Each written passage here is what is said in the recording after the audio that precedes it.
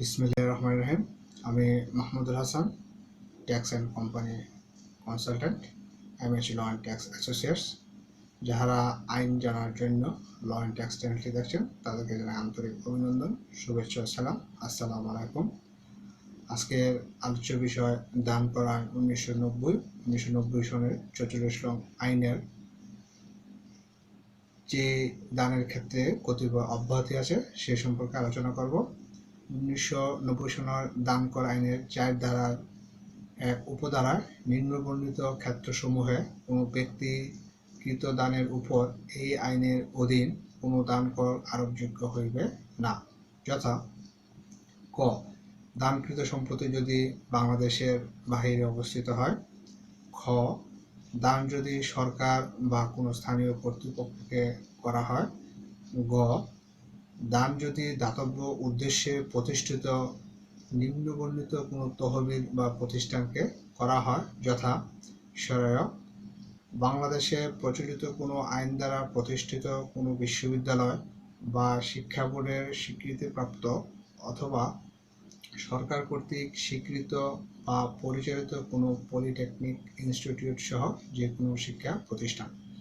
সরায়া সরকার বা কোনো স্থানীয় কর্তৃপক্ষ কর্তৃক স্বীকৃত বা পরিচালিত অথবা সরকার বা কোনো স্থানীয় কর্তৃপক্ষের নিকট হইতে সাহায্যপ্রাপ্ত কোনো হাসপাতাল।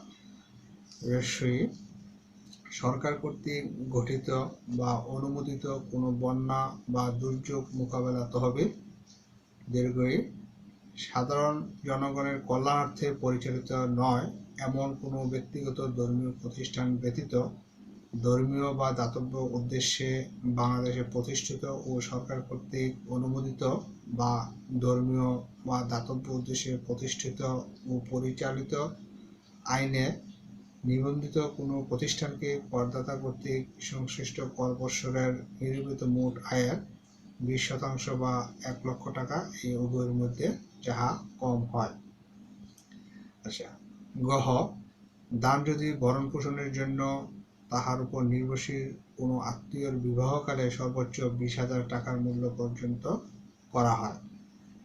ওম দান যদি পত্নী ব্যতীত ভরণ পোষণের জন্য তাহার উপর নির্ভরশীল কোনো আত্মীয়কে সর্বোচ্চ 20,000 টাকা মূল্য পর্যন্ত বীমা বা বার্ষিক বৃত্তির পলিসি দ্বারা করা হয়। চ দান যদি উইলমূলে করা হয়। ছ দান যদি মৃত্যু চিন্তায় করা হয়। পরিকার্য দান যদি পুত্র, কন্যা, পিতা, মাতা, স্বামী, স্ত্রী, আপন ভাই অথবা আপন বোনকে করা হয়। 4 ধারার 2 উপধারার 1-এ উল্লিখিত অব্যাহতি ছাড়াও কোনো ব্যক্তি কর্তৃক কোনো আর্থিক বৎসরে কৃত 20,000 টাকা মূল্যের দানের উপর এই আইনের অধীন কোনো দান কর ধার্য হইবে না। 3 উপধারা সরকার সরকারি গেজেটে প্রজ্ঞাপন দ্বারা যে কোনো শ্রেণীর দান অথবা যে কোনো শ্রেণীর ব্যক্তিকে এই আইনের অধীন প্রদেয় কর হইতে অব্যাহতি দিতে পারিবে।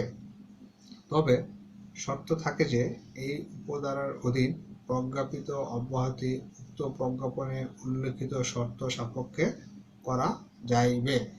আশা করি কোন কোন ক্ষেত্রে দান অব্যাহতি পাওয়া যায়, দানের পরের অব্যাহতি পাওয়া যায় সে বিষয়ে বুঝতে পেরেছেন।